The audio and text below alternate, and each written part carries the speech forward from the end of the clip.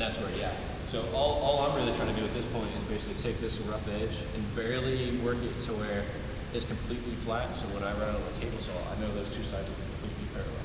Okay. With some human error along the way, right? Because along any of those things, and this is definitely one of those machines where if you don't have complete, total, consistent pressure as you're passing it through, you'll have hiccups, and that straight line that should have been straight is going to become a slight bow or have offsets, things like that, that will translate as you go through each machine. So that's also something that there's definitely different levels of particularity to per job, right? You have people that are dealing with like fine furniture, and they need things to be exactly the spec, or you could just be kind of tossing something together that you don't need to work at that certain time. So again, it's like in most cases you would never notice that bump until it needed to match up in a certain way or something like that. Are members able to change the bevel on there? Yes, I think yes. Or is that a later thing? Is that a secondary? No, I think the answer to that is yes, but just like with everything, there's, you know, as techs, you have to be super mindful of that kind of thing, especially when somebody's at this, and especially when they're adjusting things, is to go back and make sure that in between those sequences that you're noticing that certain things are being locked down, because there's a couple variables here that if it's not locked down, for instance, if this particular one here, make sure that this is not going to break on us. Jesus Christ. If this one or this one is not locked, when I go to push up against this, this can adjust, right? And also, this, which is basically dictating the width of the needed blades to be able to actually be needed.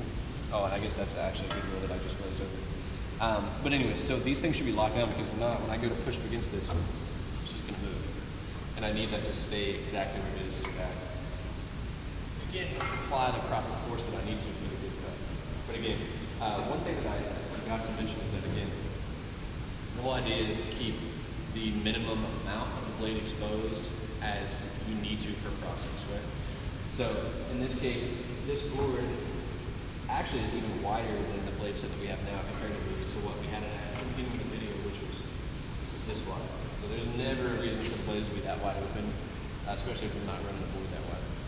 You can also use this particular machine in a similar way that you would use a planer, but it's really not necessary with the tools that we have, but it is something that you can do, and that's why they bring these so wide. Or if you have to run a 4x4 or something like that.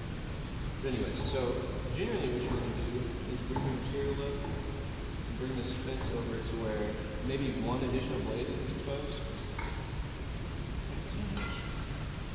And then once you actually have your proper angle set, which again, there's all these different variable knobs and things of that nature. But then that's going to get locked down. This is the basic system. Same thing. Stop, start green, stop and quit. Yep, that's the basic system. And then basically at that point, again, like we said, you're going to have parallel and perpendicular sides to run on this table saw. So yeah, one good thing to mention actually while we're just kind of in motion of it is that all of the tooling in the shop is all hooked up to a main ventilation port. We have an awesome ventilation system that's back in the room. We just need to make sure that anytime any of the machines are in use, or even more so if you see somebody even moving towards a machine, right? We should be more anticipating things before they're happening. And all I mean by that is, like, let's not wait until somebody's about to flip on the machine to turn into ventilation. If you see somebody bringing over the material, that's a pretty good time they're going to use it. Just kick it. But for that fact, only tech should be turning on ventilation, turning off ventilation, as well as opening or closing dust ports. And the reason that is, and is very particular, is that if too many of these gates are closed, it's all run into a main system that has a stagnant pressure that it needs to keep. The more gates that you close down, the more back pressure is being built up, and eventually you get to throw the brake. Okay, so on this one, there's definitely a few different things. There's a height adjustment, which is on the front. So general rule for that is in hardwoods and softwoods and things of that nature, you basically want to have the blade height be definitely relational to thickness of the material. And basically you want it something similar to this where, well, let me lower that just a little bit. Where basically the height of the gap of the blade is just barely above at the top rung, meaning the highest point of the blade is barely above the surface of the material. And the only reason why that's done in that way is the same concept as the planer, is you want to keep the minimum amount of blade exposed during your cuts, because again, that's going to keep you out of harm's way the best that it can. The only other detail on that is there's certain things that contradict certain rules, right? So, for instance, in plywood, which is different than hardwood or softwood, if you try to run a blade like that, you're going to get a lot of nasty,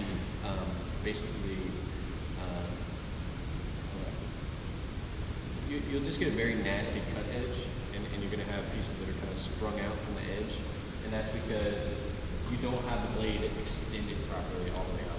And that's something to do with the way that the veneer and the layer of the plies are basically laid perpendicular to each other in grain. So no matter what, you're always doing a cross cut. So that's why it's always good to use a cross cut blade on a piece of plywood regardless of the direction of the cut. Because at any point, you're actually doing a cross cut, right? No matter what, you're always cutting through one layer of the grain on a cross cut. So every cut you do with plywood is a cross cut.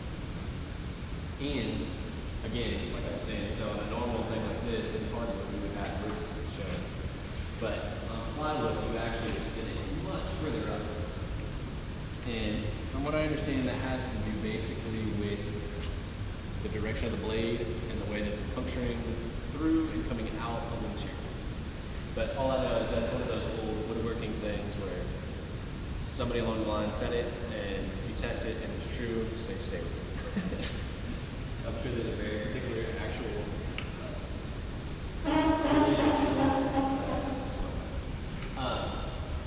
yeah, so one really cool, awesome thing about the saw that we have is that they're saw stops.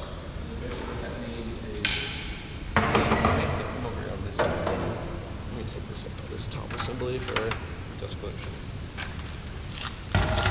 And if you look just past this area here, there is the saw stop mechanism, which basically relates to its ability to sense the user's, and I'm probably butchering this, but electromagnetic pulse that naturally runs through your body. So if while this machine is engaged in an on position, before I actually turn it on, if I am to touch the blade with my hand, or anything else that can conduct electricity naturally through my body, which would be green wood that has a high amount of moisture, so the moisture can carry my current, metal can carry the current, and touching it can definitely complete the current. And once it senses that, if the blade is actually active, it has a safety mechanism that basically at the exact same time throws the blade into an aluminum block, which stops the rotation of the blade, and then it's on its own articulated arm, which is actually relational to the thing that we were just adjusting, the blade height, but it will drop the blade down into the body of the saw. So it actually looks like this.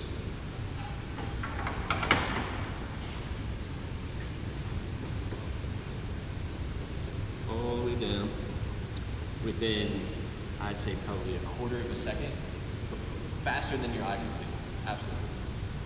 And it's amazing. The statistics for people that cut off a finger or a hand per year in the United States is incredible. But since this saw has come out and people are actually using it, that number has like dropped dramatically, which is incredible. Another one of the safety measures on the saw is called a riving knife. Basically, it's a knife, piece of metal that sits back behind the blade and helps, in most cases, all the time, but definitely can still happen in hairy situations. But it prevents kickback, which is kind of a very destructive thing that can happen. Which is basically where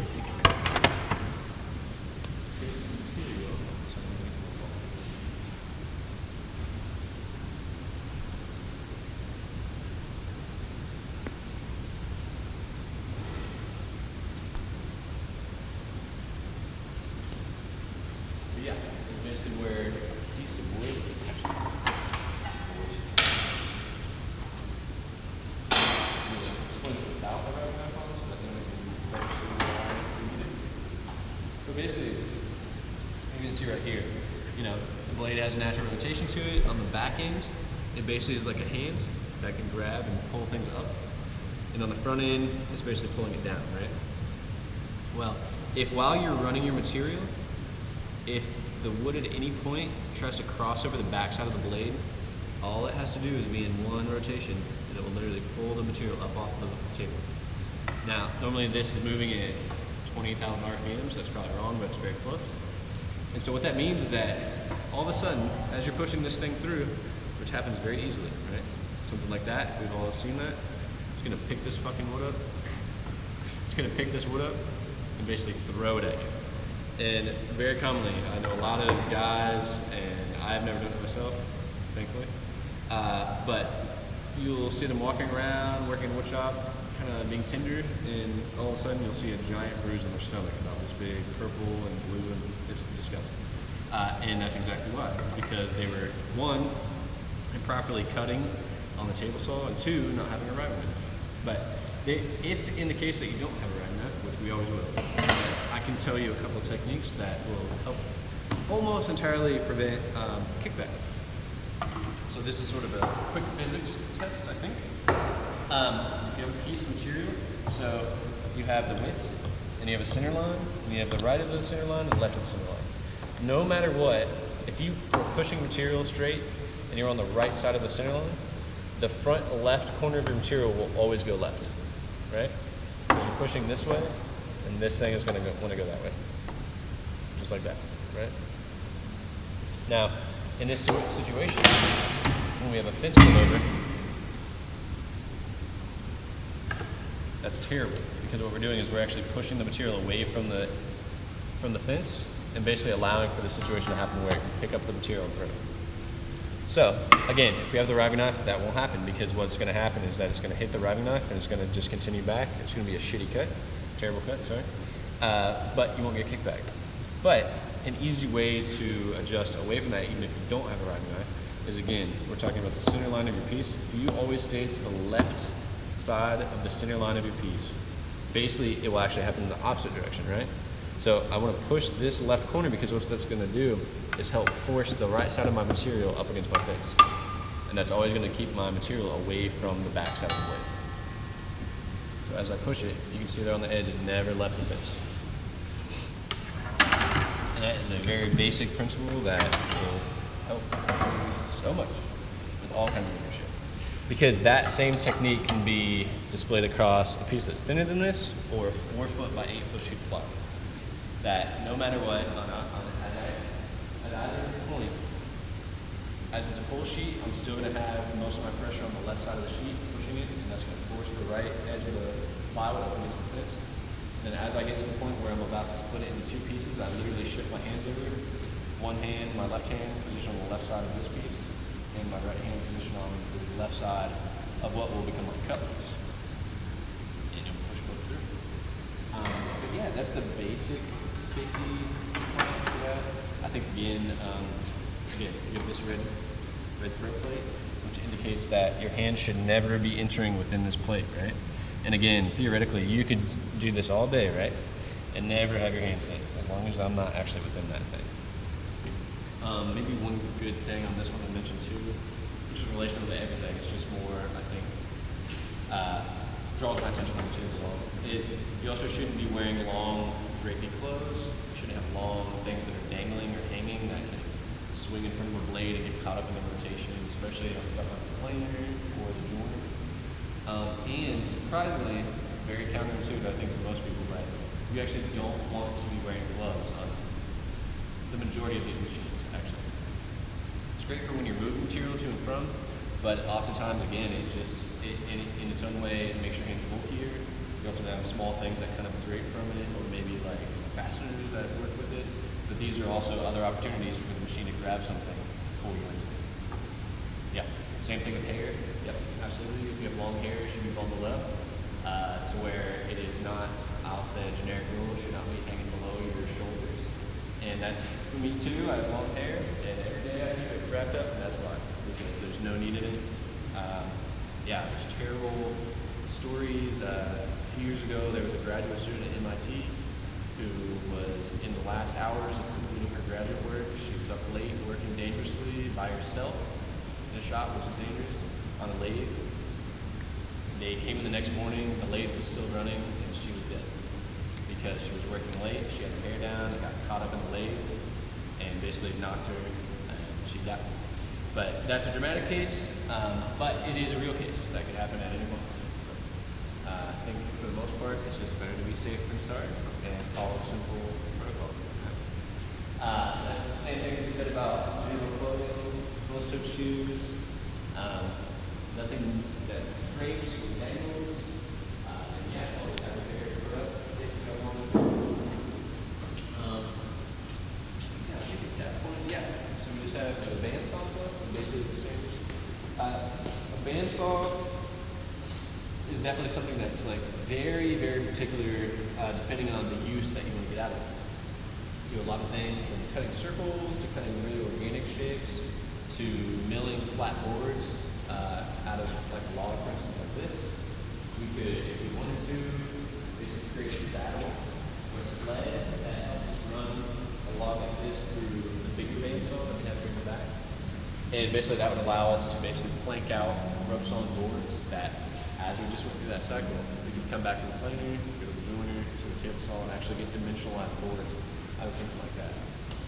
So there's a lot of different things we can do, and really that's where this is one of the hardest things to train somebody on, because in all honesty, I've only used it for maybe 2 out of the 50 uses that it can be used for. And that's what's a little bit intimidating, but very cool about it, is that basically you can adjust this to do just about anything you want. And that's all about the intensity in which you're putting tension on the blade, which basically is either going to get more or less slack as you cut. So that's going to either give you the ability to let the blade wander as you do organic cuts, or restrain it from moving so that you can get a dead straight, long, vertical, flat cut. And most of those are